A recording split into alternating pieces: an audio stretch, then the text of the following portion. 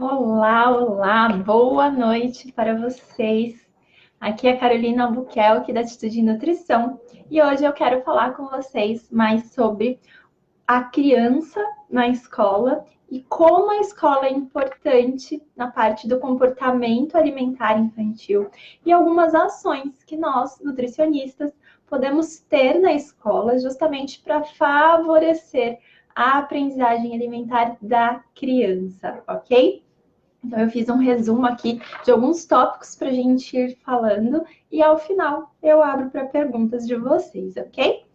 Então, vamos lá. Primeiro, importante a gente pensar, quando a gente pensa em questão de criança e o comportamento dela alimentar na escola, sobre qual é o papel da escola. O que acontece? Muitas vezes eu vejo o nutricionista ou então pais que estão bravos com a escola, falando que a escola não favorece a alimentação da criança, né? Querendo comprar guerra com a escola. A escola não se importa, eles oferecem na cantina um monte de ultraprocessados.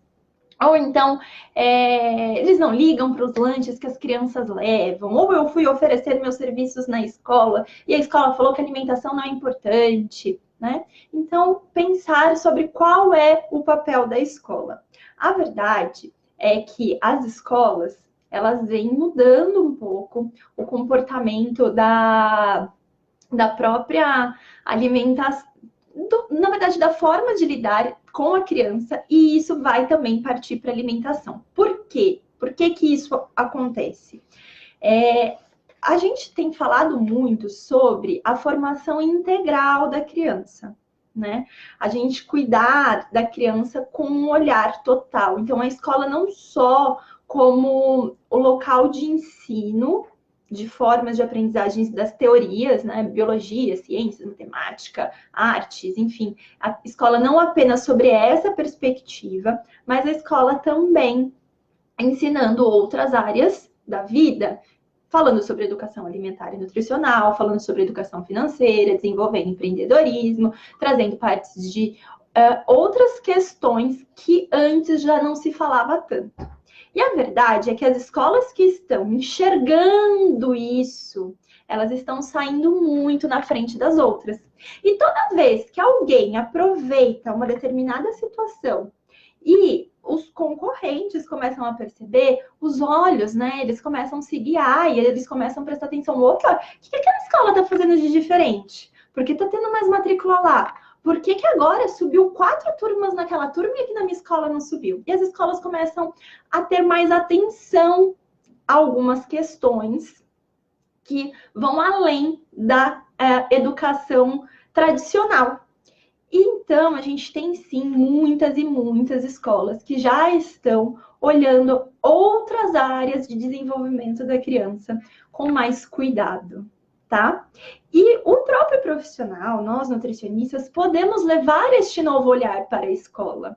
É diferente de quando você vai lá e oferece os seus serviços e a escola olha para você e fala assim: não, mas eu não preciso, né? Eu não preciso estar aqui para fazer. Eu não preciso de um nutricionista para fazer cardápio, porque eu já tenho um nutricionista que fez cardápio para mim. E aí, gente, eu falo: o nutricionista faz só cardápio na escola? Que engraçado, nem cardápio eu ia te oferecer. Muitas vezes eu brinco com a escola quando eu ligo para fazer oferta de serviços, na verdade, para tentar agendar uma reunião, né? Porque esse é o início de tudo. Então, quando eu ligo para a escola, ela fala: não, mas a gente já tem cardápio. Eu falo: não, mas eu nem trabalho com a parte de elaboração de cardápio. E aí eles ficam: não, mas o que o nutricionista faz na escola se não faz cardápio? Né? Então, muitas vezes, a gente também não sabe mostrar para a escola que dentro do papel da educação que ela tem, a gente tem educação alimentar e nutricional para levar de diferencial. Tanto nós fazendo com as crianças, né? A gente aplicando as atividades com as crianças, quanto a própria escola sendo treinada em todos os âmbitos, desde a merendeira, da auxiliar, que serve a refeição para as crianças, a professora, sendo treinada a desenvolver a todo momento com a criança a educação alimentar e nutricional, né? E então o papel da escola ele vai além de apenas ensinar a questão o ensino tradicional. Ele vai além disso. E as escolas que enxergaram isso estão crescendo cada vez mais e sendo mais procuradas e podendo cobrar mais. Então, quando a gente leva esse olhar para a escola do que você vai levar de diferencial, do que você vai oferecer a mais, isso faz muita diferença. E aí a escola começa também por si só buscar já profissionais que tenham essa diferença. Porque eles querem ali naquele mercado concorrido. Se vocês observarem, eu sou de São José dos Campos, né? E quando eu mudei para cá, faz 2 anos que eu moro aqui, quando eu mudei para cá, que eu fui fazer parte de captação de escolas e tudo mais, eu fui buscar pelas escolas, enfim, e é incrível como tem um bairro aqui em São José que tem todas as escolas, parece que elas estão naquele bairro. É assim, ó, você vira uma esquina, você dá numa escola, você vira outra esquina, você dá numa escola, você vira esquina de novo, você dá noutra escola. Isso quando na mesma rua não tem 2 ou 3 escolas. Então elas precisam ter diferencial para oferecer. Quando a gente mostra isso para a escola, quando a gente vende esse diferencial para a escola, é incrível. E eu sei que você, nutricionista, está mais preocupado em oferecer a mudança alimentar para a criança. Mas quando a gente vai fazer a oferta para a escola do serviço, tem que ficar claro que a escola ganha com isso. E aí o que você vai entregar lá, que vai ser a mudança na alimentação das crianças, se você vai fazer parte de cardápios, vai fazer treinamento de equipe, ou se você vai trabalhar só com educação alimentar e nutricional, promovendo ali mudanças nos comportamentos das crianças, não é isso que a gente vende de saída, entende? A gente precisa mostrar, na verdade, o que a gente vai levar de diferencial para a escola, entendendo que por trás disso, sim, está a educação alimentar e nutricional, está a mudança no comportamento, que por trás disso a gente tem como entregar muita mudança e muito valor para as crianças, né? Tem toda essa parte. Então, ok. E aí, lembrar que isso está em construção. A gente tem muito recente, agora de 2018, uma lei que está trazendo a educação alimentar e nutricional justamente para poder atuar ali com a gente levar para o ensino fundamental e para o ensino médio a educação alimentar e nutricional. Como lei, é muito recente. Tem escolas que enxergaram isso, ó. Tem escolas que eu comecei lá há 6 anos atrás, elas enxergaram isso há muito tempo. Tem outras que vão ter que ir agora pela lei.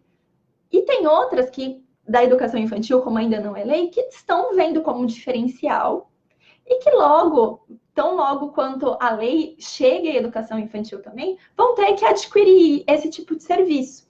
Mas, Carol, tem escola que não aceita, eu vou lá, eles falam que não, que só querem um cardápio. Gente, sempre que eu escuto isso, e quando eu escutava para mim mesma, não só de alunas, mas quando eu escutava para mim, sabe, que a escola me falava, eu perguntava, onde eu não deixei claro o diferencial que eu entrego?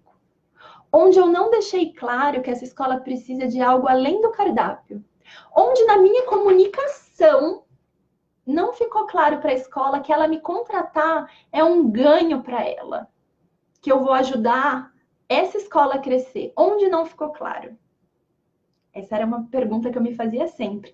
E aí eu consegui melhorando a minha comunicação a partir dessa pergunta. Porque a gente vai percebendo que a gente chega lá falando nutricionês, né? Vou fazer educação alimentar e nutricional com as crianças. O que é educação alimentar e nutricional? Você, nutri, que está me assistindo aí, sabe. Eu que sou nutricionista, sei. A pedagoga da escola que está me recebendo para falar sobre o projeto não sabe. Né? Ela pode até fazer uma ideia do que é, assim, pelo nome, mas ela não sabe. E a gente não explica. A gente não deixa claro para eles. E aí que eles entendam de algo que eles não entendem. O que está lá na cabeça deles? Nutri faz cardápio, né? Nutri faz cardápio. Então eu tenho que desmistificar isso, eu tenho que mudar e mostrar que não, eu faço cardápio sim, cardápio é importante. Por lei, apenas nutricionistas devem fazer cardápios para escolas, né? Mas eu tenho que mostrar que eu não sou uma tabela de impressão de cardápio, né? Eu não imprimo um cardápio, entrego para a escola e acabou meu serviço. Não, eu tenho muito mais coisas que eu posso fazer. Não só a educação alimentar e nutricional dentro da escola, como também vários outros serviços, mas aqui eu vou me ater a falar de educação alimentar e nutricional, tá bom? Então, é eu mostrar que é um desenvolvimento pleno que vai acontecer a partir do meu serviço na escola. E desenvolvimento pleno para a escola e para as crianças. O que a gente pode fazer pelos dois, tá bom? Eu sei que quem trabalha com crianças acaba, às vezes, tendo um olhar muito para a criança, né? Eu falava para as escolinhas no começo, porque você vai ver, as crianças vão estar comendo melhor, isso vai ser muito bom para sua escola, porque os pais vão ficar felizes, e as crianças, isso é tão importante para o desenvolvimento delas, a gente quer construir aí uma geração com mais saúde. E a escola se importa com isso? Sim, ela se importa com isso. Mas ela se importa, às vezes, muito mais quando eu falo assim.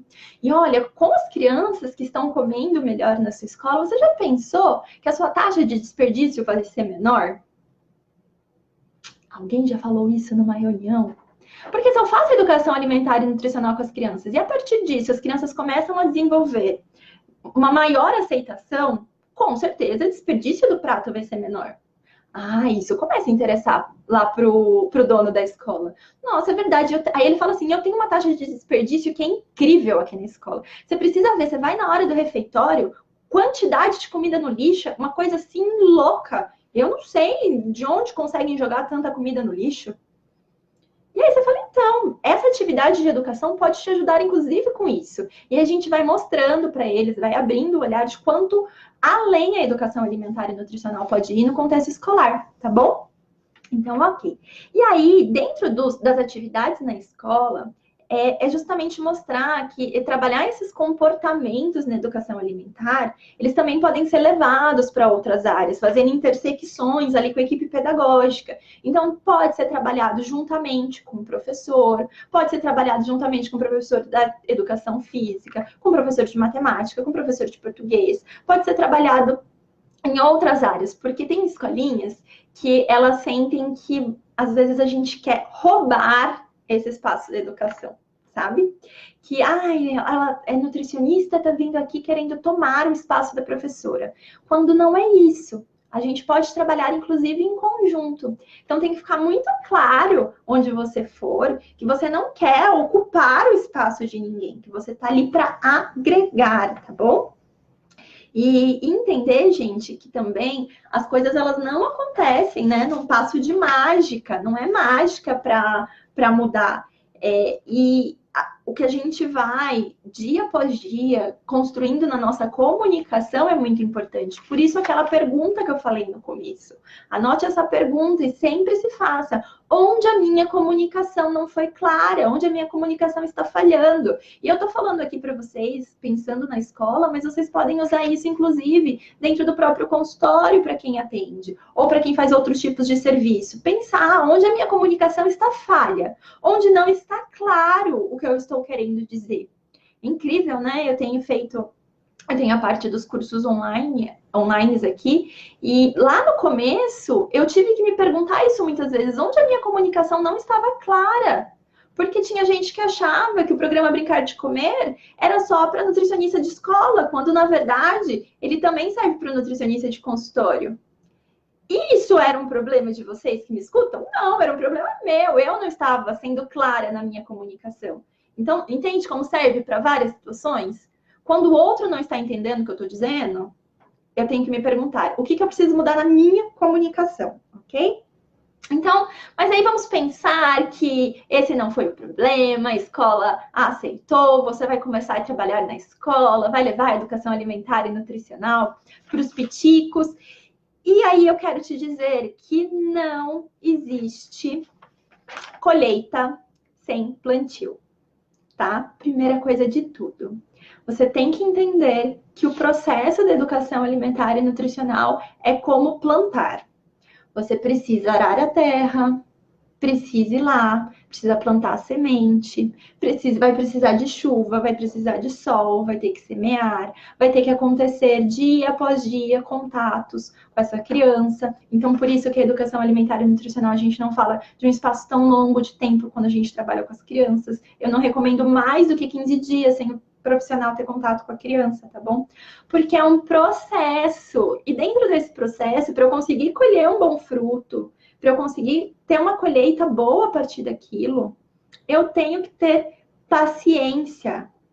Eu tenho que seguir um cronograma, tenho que seguir um passo a passo. Não adianta eu querer lá jogar água na terra se eu não plantei ainda, se eu não pus a semente, não vai brotar.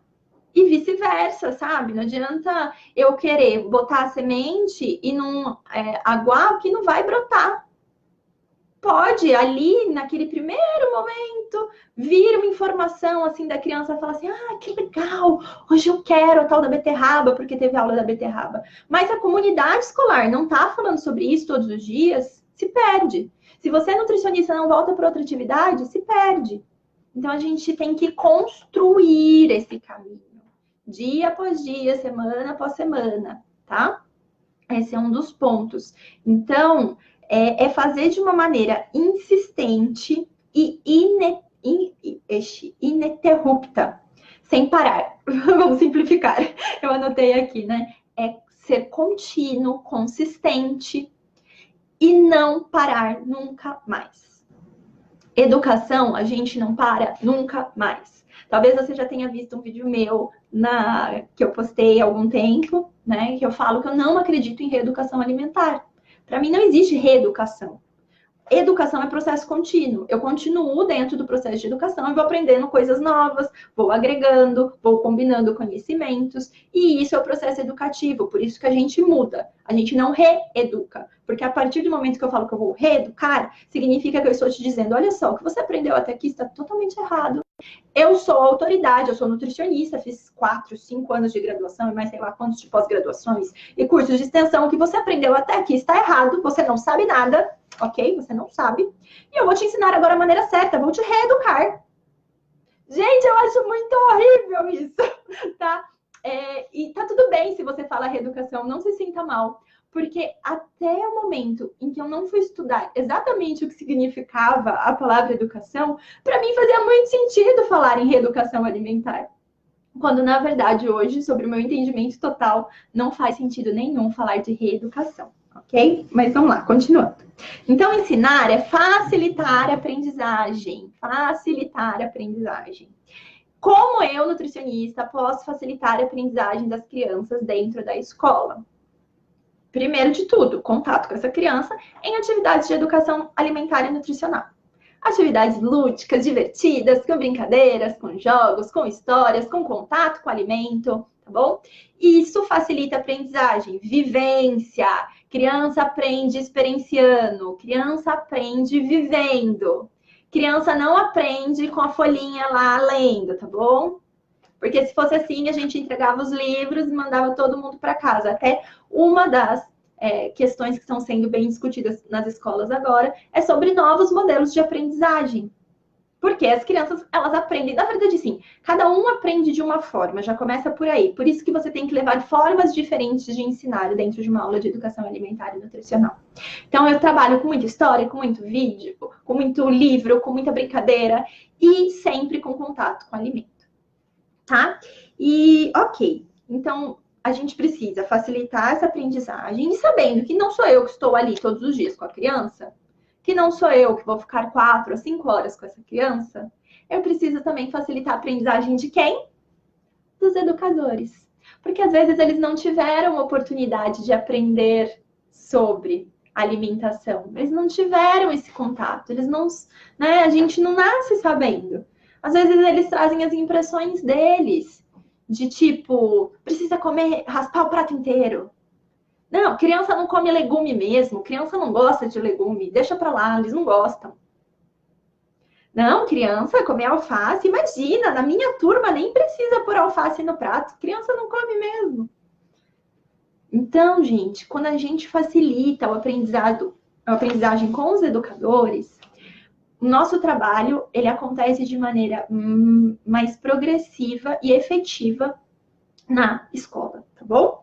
E aí, se eu consigo levar isso também para casa, transpor a barreira da casa, nossa, que fantástico.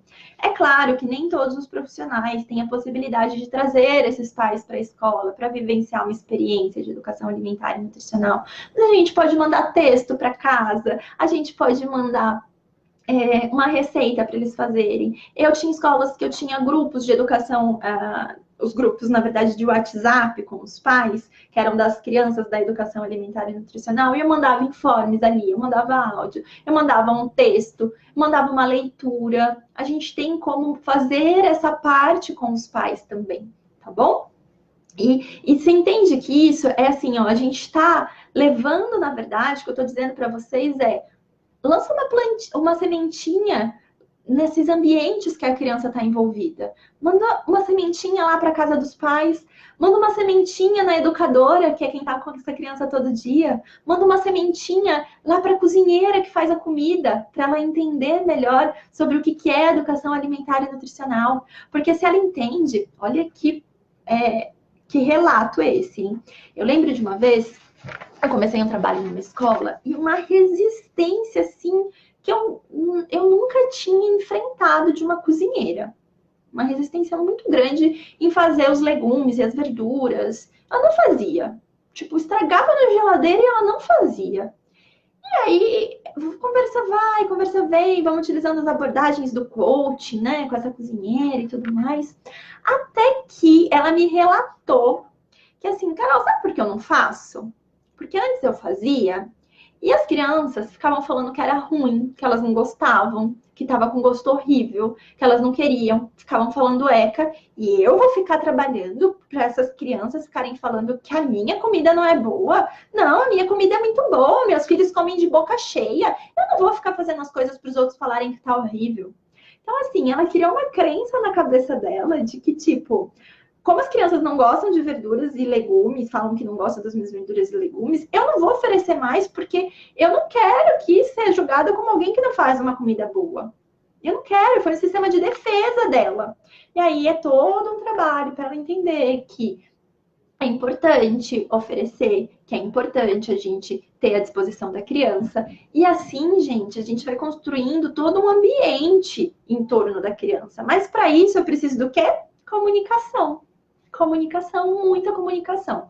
E comunicação significa não necessariamente o que eu estou fazendo aqui com vocês agora, que é eu falando sem poder ouvir vocês, sem poder interagir assim, né? Sem poder escutar. Quando a gente se comunica com o outro, a gente precisa escutar.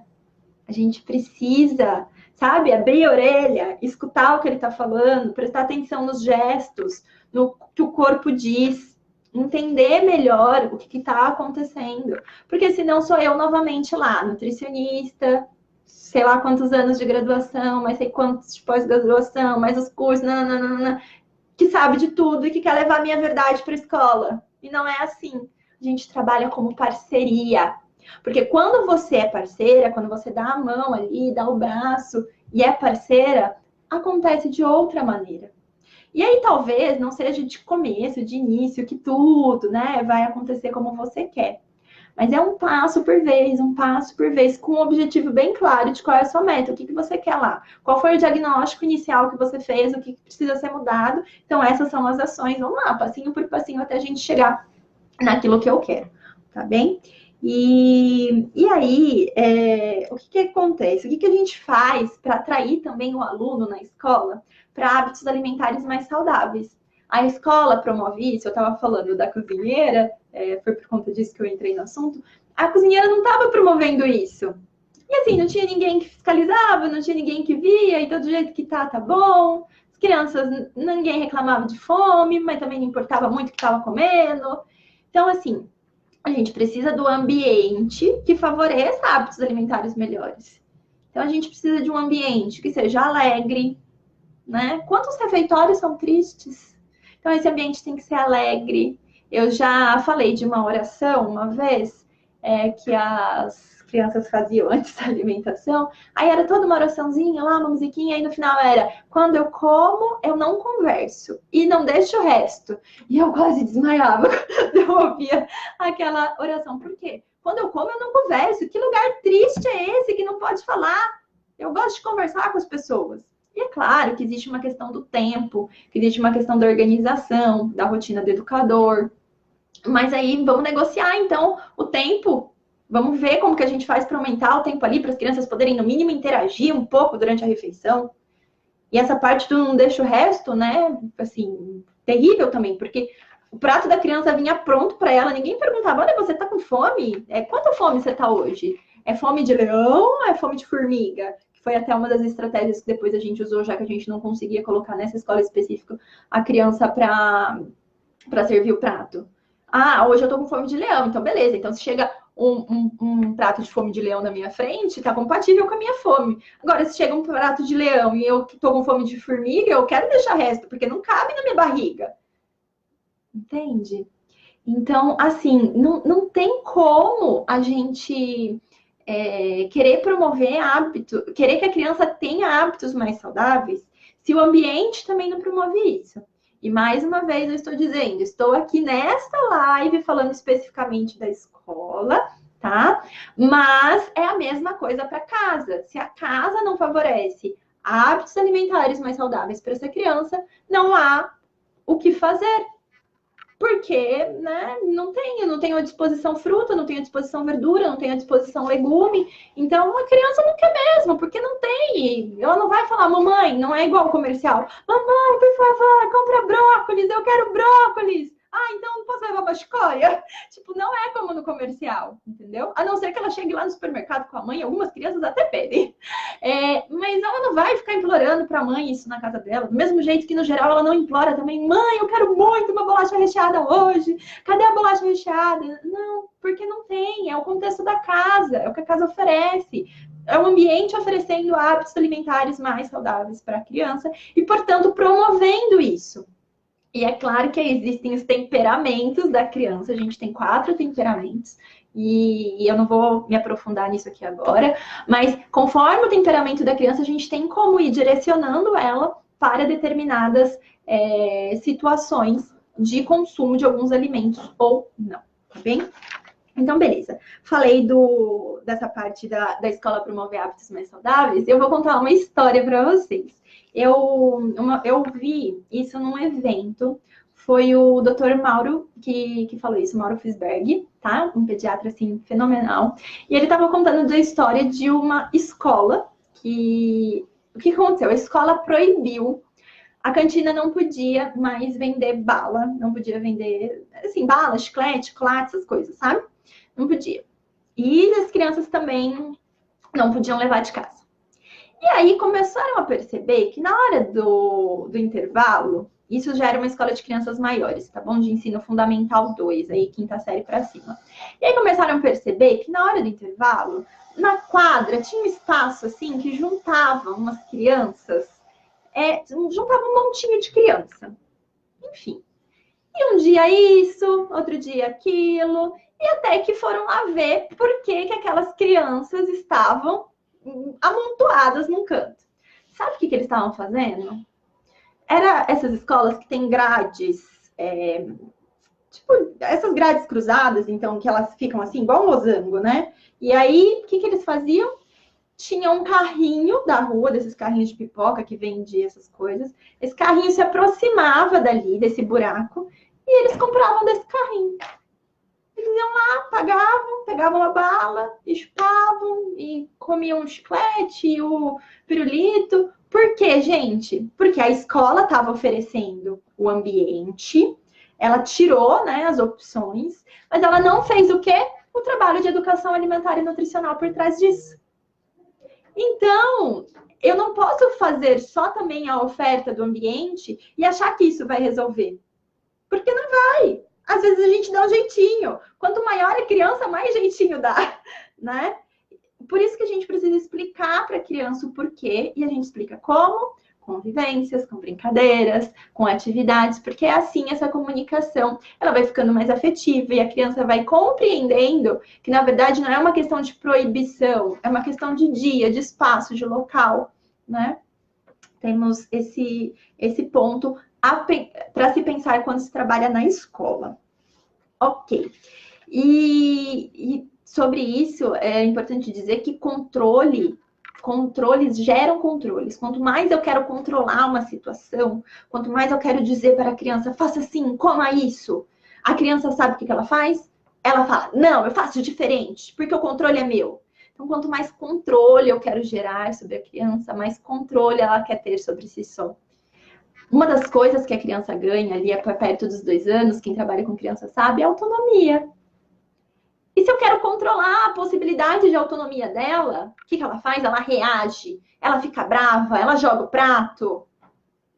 E se eu não trabalho isso logo na primeira infância, se eu não explico isso para cuidadores, se os pais não sabem disso, se os educadores da escola não sabem disso, e se eles não veem, porque às vezes eles sabem, mas eles não veem que isso acontece também na alimentação. O que acontece? A gente vai tendo uma neofobia, que era comum da idade, se transformando numa seletividade leve, que de repente vai ficando acentuada, acentuada, acentuada, até que o hábito da criança vira só arroz, carne, ovo. E quem fez isso muitas vezes? Os adultos. Então, trabalhar o ambiente é importante. Mas você vai falar que você não vai trabalhar com essa criança? Vai também, né? A gente vai fazer esses 2 trabalhos. Então, só a oferta não é suficiente, tá bom? E quando a gente trabalha com a criança, é importante dizer que a gente precisa trabalhar na pegada, sabe? É trabalhar com felicidade, com alegria, com brincadeira. Quem trabalha com crianças com parte de educação alimentar e nutricional tem que estar disposta a ir lá, e sentar no chão, e brincar, e se divertir, e rir, e interagir. Porque, gente, senão fica muito morno. E aí, qual é a marca que isso faz de emoção lá na cabeça da criança? Nenhuma. E se não faz essa marca, não tem registro na memória. E aí, da próxima vez que eu ver o chuchu, que ela só me mostrou lá, ó, esse é o chuchu faz bem para a saúde, come chuchu que chuchu fica forte. Próxima vez que eu ver o chuchu, tá bom, é chuchu.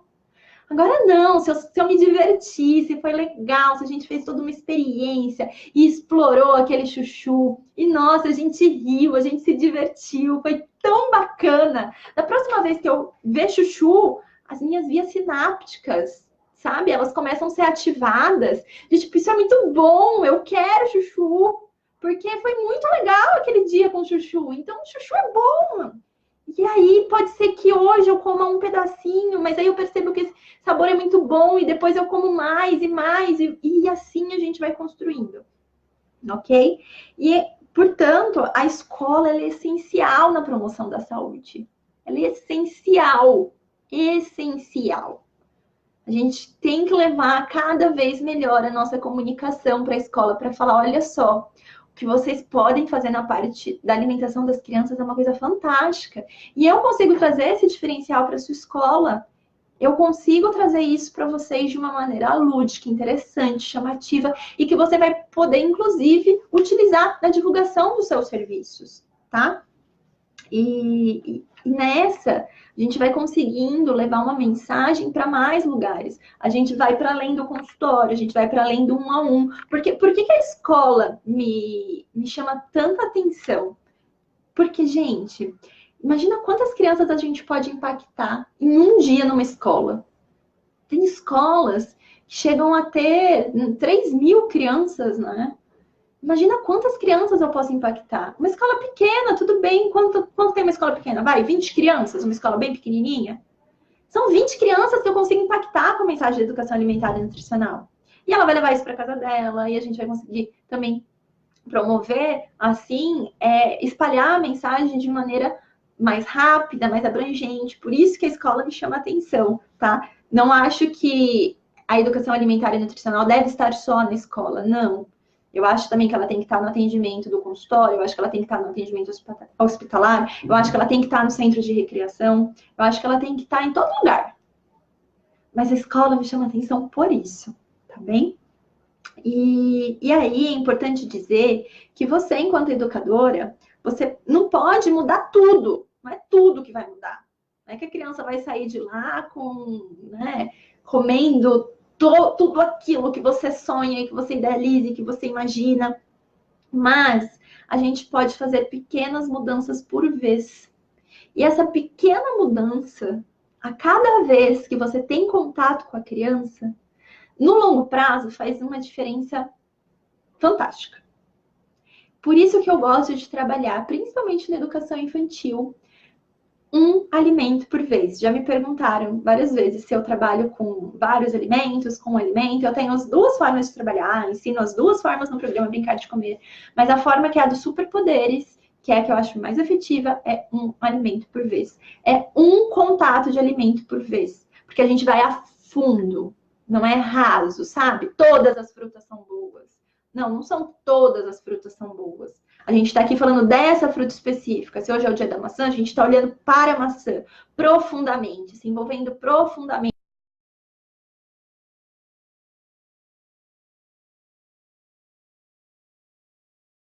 Isso, enfim, estou dando exemplo da maçã, mas poderia ser com qualquer alimento, tá bem? Então, quando eu me comporto de determinada maneira também, eu me comporto daquela maneira por conta do ambiente. E se eu estou me comportando de determinada maneira, eu tenho que saber que o ambiente está proporcionando isso. Eu tive uma Nutri que falou para mim assim, Carol, eu não estou conseguindo fazer as crianças quererem mais interagir. Eu não sei o que aconteceu. E a gente foi, sabe, investigar, fomos indo, até que a gente percebeu que ela, num dia, tinha dado uma forçada nas crianças. E aí, o que ela fez? O ambiente, ela ter forçado as crianças, afastou as crianças. Então, a gente não força em momento nenhum, tá? E ela fez isso sem, enfim, sem maldade. Na verdade, ela estava ali na maior boa vontade, sabe? Mas não forcem as crianças numa atividade de educação alimentar e nutricional. Nunca, nunca, nunca. Não força a pegar, não quer sentir cheiro, não força, não força. Procura estratégias para fazer isso. E não é forçando que a gente faz, entende? Existem estratégias educacionais, estuda sobre educação. Estuda sobre qual é a fase de desenvolvimento que essa criança está, e em qual fase da escadinha dos passos para comer que essa criança está. Entende isso? E aí define a tua estratégia. Aí sim você tem resultado, tá? Então, quando a gente não sabe como lidar, a gente precisa buscar formas de lidar, ok? Não forçar. E isso também serve para os cuidadores e serve para os pais, e cuidadores de escola e os cuidadores pais também. Então, quantas vezes a gente não precisa mostrar para os pais, olha só, existe outro caminho. Você não precisa sentar a criança na cadeira e falar que ela só vai levantar quando ela comer. Existem outras formas de agir com essa criança. Eu lembro, eu era uma criança bem marrenta, assim, diríamos, sabe? Eu não queria ordens. E eu lembro que eu era uma criança também conhecida como difícil para comer, né? Chata para comer. Que criança chata! E o que acontece? Eu não sei se eu internalizei isso em algum momento. Eu não tinha nenhuma dificuldade alimentar. Foram hábitos. Eu não comia e para mim estava tudo bem. Eu comia arroz, feijão, ovo e tomate. E para mim estava tudo bem assim. E falavam que eu era chata para comer. Então eu imagino que eu falava, então tá bom, sou chata mesmo. É isso aí que eu como e pronto, acabou. E eu sei que eu não tinha nenhuma dificuldade porque quando me ofereceram de uma outra maneira, eu comecei a comer, já lá na adolescência, mas porque eu quis. Então, o que acontece? Meus pais não sabiam qual era o meu temperamento e não sabiam lidar comigo, tá? Então, a gente precisa mostrar para os pais que eles têm que perceber como são os filhos deles e ter estratégias para guiar. Comigo, meu pai fazia lá, chinelão em cima da mesa, nunca apanhei na vida, gente, mas ele me ameaçava. Chinelo em cima da mesa, se não acabar de comer, não vai levantar dessa mesa. Sabe o que eu dizia? Tá bom, a gente fica sentado aqui para sempre. Era assim. Resolve? Não resolve. Se alguém tivesse dito para o meu pai que provavelmente comigo, me dando a opção, falando, hoje você escolhe. Hoje o que você quer, Carol? Você quer abobrinha ou você quer chuchu? Em vez de dizer, coma abobrinha e coma chuchu, teria surtido mais efeito. Porque quando diziam para mim, faça assim, eu não quero. Agora, se tivessem me posto como opções, falado, olha, você é dona dessa decisão. Que decisão você decide? Abobrinha ou chuchu? Eu provavelmente teria dito, abobrinha. Agora, a gente tem que saber qual é o temperamento da criança, né? Conhecer mais, estudar mais sobre crianças entender mais sobre crianças, como agem as crianças, para daí conseguir orientar esses pais do que fazer com essas crianças. Então, por exemplo, orientação guiada. Isso serve para a escola quanto, né, para os pais. Orientação guiada é muito bom. Você quer este ou este? Não é qual você quer. Qual eu quero, não quero nenhum. Agora, você quer este ou este? Você quer maçã ou banana? Você quer berinjela ou abobrinha? Né? E isso é diferente. Outra estratégia com crianças é poder deixar eles participarem, servirem o próprio prato, fazerem parte. Outra estratégia, vai mudar a alimentação na escola. Comunica a todo mundo.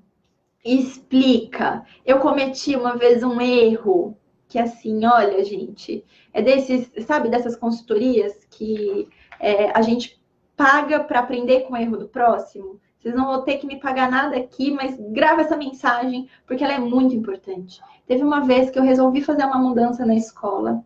Eu treinei toda a equipe, conscientizei os cuidadores ali, né? A gente conversou sobre o porquê da retirada do suco. Passei, meses fazendo isso com eles. E sabe o que eu não fiz? Eu não conversei com as crianças. E foi terrível. Foi terrível. Porque depois que o negócio estava feito e explicar, na hora que a Ira já tá lá, quando eu cheguei um dia na escola, na hora que eu abri, ensino fundamental, tá bom? Uma escola de ensino fundamental. Na hora que eu abri a porta, a primeira coisa que uma aluna, quando me viu, foi falar assim: por que você tirou o nosso suco? E aí não adiantava eu explicar mais nada, porque a Ira já estava instalada na escola, entendeu? Eu tinha passado da Nutri legal, das brincadeiras, para a Nutri que retirou o suco da escola. E aqui eu não estou colocando em julgamento se tem que ter suco ou não tem. Naquele contexto, eu achei que não tinha que ter, foi a decisão que eu tomei. E o que eu precisava ter feito? Ter preparado os alunos, ter feito educação alimentar e nutricional com os alunos, e nessa atividade ter discutido sobre como é muito mais importante a gente comer a fruta do que tomar o suco, como é muito mais interessante desfrutar o prazer de comer uma fruta do que simplesmente ir lá e beber um suco rapidão. E aí eu teria tido outros resultados no final, tá? Então, comunicar-se com a criança, explicar o que está acontecendo, não simplesmente mudar e achar que a criança tem que obedecer. É criança, né? Criança faz o que eu quero. Tipo assim, vai fazer o que eu mandei. Se esse é o cardápio, vai fazer isso. Se a Nutri disse que ela tem que comer isso, vai comer isso. E não é por aí. A criança tem que estar envolvida no contexto. E essa dica, serve inclusive para levar para o consultório, tá?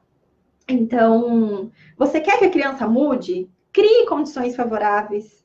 Dê instruções claras. Deixe a criança fazer. Conheça o temperamento da criança. Arrume todo o ambiente. Isso inclui cuidadores, adultos. Trabalhe adulto, trabalhe criança. Se você não pode fazer ambos, busque parcerias que te ajudem com essa organização, tá bom? Essa é a mensagem que eu queria deixar aqui para vocês hoje sobre a importância da educação alimentar e nutricional da escola, do nosso serviço com a escola, tá certo? E se você tiver alguma dúvida, manda agora aí um minutinho para responder as dúvidas de vocês, tá bem? E eu quero dizer que você, nutricionista, é essencial nessas atividades em escolas. Essencial. Não deixa o medo de travar, de fazer um contato com uma escola. Não deixa o medo de dizer não, de travar. Entre em contato, oferece o seu serviço. Vai ter não? Vai ter não. Vai ter. Eu não vou te dizer que não vai ter. Não vou te dizer que se amanhã você ligar para uma escola oferecendo seus serviços, ela vai de cara aceitar, que a primeira ligação vai dar certo. Eu desejo que dê, mas não é assim, né? Não é essa a realidade. Mas com certeza, se você perseverar e não desistir, e se você souber como fazer, se você estudar técnicas de vendas, e não é feio a gente falar de técnicas de vendas, tá? Técnicas de vendas ajudam a sua mensagem a chegar no lugar certo. Não seria fantástico se toda escola tivesse um nutricionista? Não seria fantástico para as crianças? Para isso, você precisa vender seu serviço para a escola. E você tem que saber como vender, porque se você não sabe como vender, a escola fala assim: ah, não, cardápio eu já tenho, cardápio eu já fiz, não preciso de você aqui. Não é verdade? Então, estuda sobre como fazer isso, como oferecer os seus serviços de maneira íntegra, tá? É estudar técnicas de vendas de maneira íntegra, também é muito importante dizer isso. É se posicionar corretamente. É saber se comunicar da maneira assertiva, tá? Estuda sobre isso, estuda, vai além da nutrição. Se aprofunda na nutrição? Sim, se aprofunda, mas não fica olhando só para a nutrição.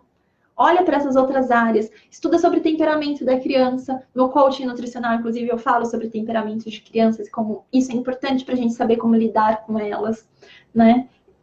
Abre o olhar, expande, tem muita coisa para a gente aprender, para a gente falar exclusivamente só de nutrição, tá bem? Gente, um beijo para vocês e nós nos vemos numa próxima live, tá bem? E se você ainda não está me seguindo lá no YouTube, aproveita, vai lá no YouTube, se inscreve, ativa o sininho lá do canal, porque você é avisado sobre vídeos. Tem vários vídeos que estão preparados para ir para lá e que, ó, estão show de bola, falando sobre educação alimentar e nutricional e coaching nutricional infantil. São dicas, assim, que você pode sair e colocar em prática já na hora. Se você também não está ainda recebendo os nossos e-mails, me chama no direct para se inscrever na lista de e-mails, porque lá eu mando conteúdo exclusivo, são dicas exclusivas para quem está nos e-mails, que você não vai ver nem no Instagram, nem no Facebook, nem no YouTube, tá bom? E nós nos vemos, então, numa próxima live. Um beijo, boa noite por aí para vocês. Tchau, tchau.